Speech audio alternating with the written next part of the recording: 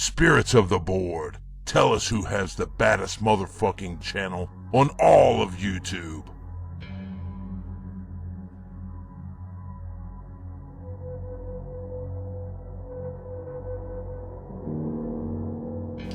SHMACKEMAGOB, my friends, it's time for a review that I gotta talk about here and put a link down there because it was banned.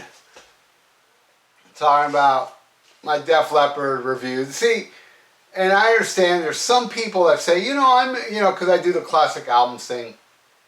Some people say, hey man, I miss those reviews where you add the music and the video and all that, man. Why don't you do it? Well, look, this is why.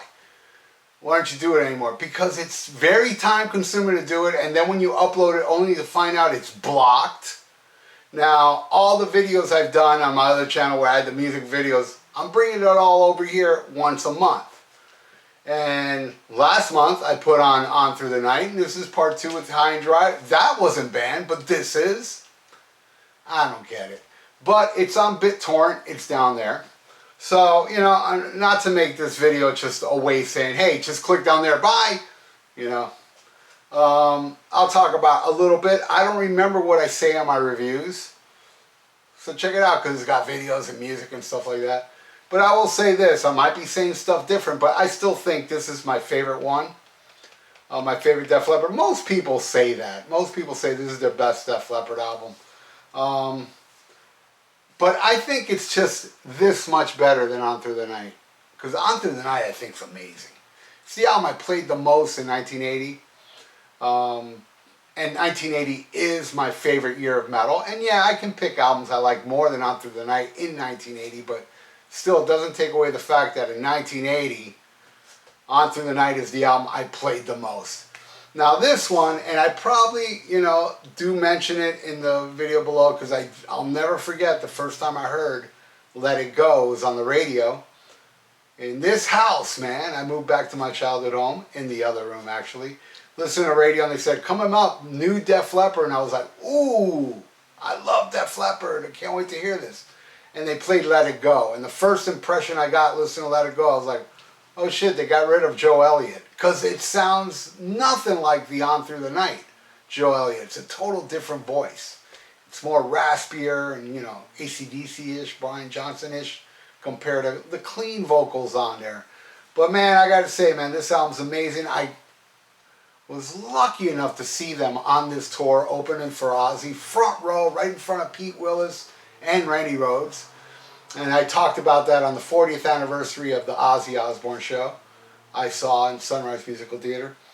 And, I'm like so into Def Leppard at the time, and I mean, mega into Def Leppard with this album. And I also think Pyromania is a great album. I know a lot of people don't think that, and I know a lot of people, not all of them, but a lot of people, hey man, it sold millions, I can't like it. You know what I mean? Since this one didn't. I don't know, maybe this did, I don't know. But if it did, it was after Pyromania.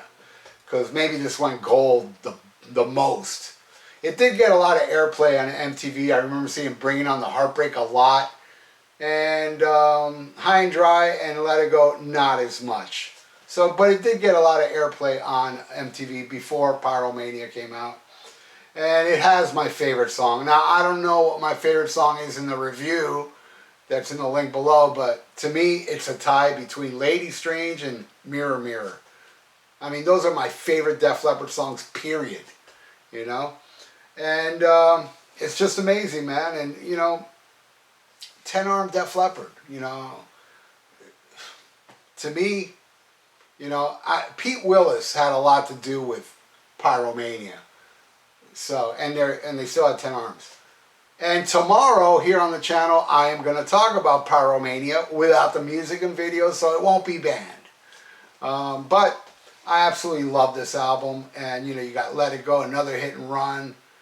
As far as my memory, remembers memory, what they played that night with Ozzy was Let It Go, another hit and run, High and Dry. They didn't do Bringing on the Heartbreak. They did Lady Strange, and they opened up with On Through the Night. Then when I saw the Pyromania tour, they played Mirror Mirror. I remember that. And another Hit and Run and stuff like that. Mutt Lange did it, you know. This is Mutt Lange was kind of in the mind frame of For Those About to Rock and Back in Black and Highway to Hell doing this, where Pyromania became more of a glossy yet kind of like the Star Wars of music. I would say Pyromania is like that, but I'll talk more about Pyromania tomorrow. What else is there to say? So this is the album that came in this box set back here. This one right here. And, I got the original as well, of course. But one thing I will talk about that very, very disappointing. The CD is great and everything, but it has that remix of Bringing on the Heartbreak I absolutely hate. And just the other day, I'm in traffic and with my iPod Shuffle, and Bringing on the Heartbreak comes on, and then I hear the keyboards. I was like, how the fuck did that make it in my iPod? You know, what did I do? I guess I just put the whole album in there, not thinking, because usually what I do with my iPod, I upload songs I like from albums. And since this album's solid, I like every song off it, maybe I wasn't paying attention and just put it all in there, forgetting that it has this wussified version of Bringing on the Heartbreak with the little keyboards. It's so bad. But it also has Me and My Wine, which is good. That's another bonus track, which both those songs had videos. They did a video for Bringing on the Heartbreak with the keyboards, and a video for Me and My Wine, which is kind of like the video, if you ever seen the video for Pour Some Sugar on Me. They're all in a house, and it was inspired by the show Young Ones. I know the Pour the Sugar on Me. I'm not sure about Me and My Wine, but it's a great video. It's a cool video. It's like, to me, the last, because this was released after Pyromania, so it was the last glimpse of the Def Leppard I like, because I just, for the life of me, I can't get into Hysteria or anything after that, man. To me, it's all about 10 Armed Def Leppard, and I would say more about it, but I guess I'll spoil the video below, man, because I'm sure I get more in depth. I talk about each and every song and what each and every song means to me. And I really don't want to repeat myself. And I don't remember. If I remember what I said in that video, I wouldn't be, which I probably did already, repeat myself on this. So that's it. I'll make it a little short. It's kind of an introduction. Click down there because BitTorrent rules and they don't fuck with my videos, man.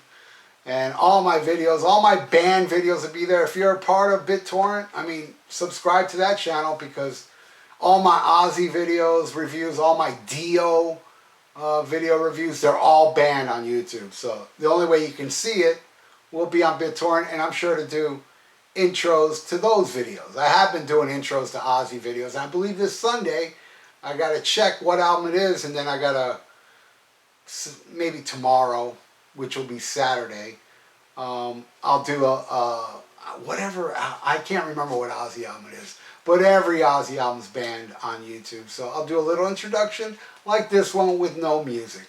Anyway, hey, if you like to donate, I got a PayPal in the description below, and please subscribe to my channel if you haven't, and click that notification bell. And hey, do the same at BitTorrent.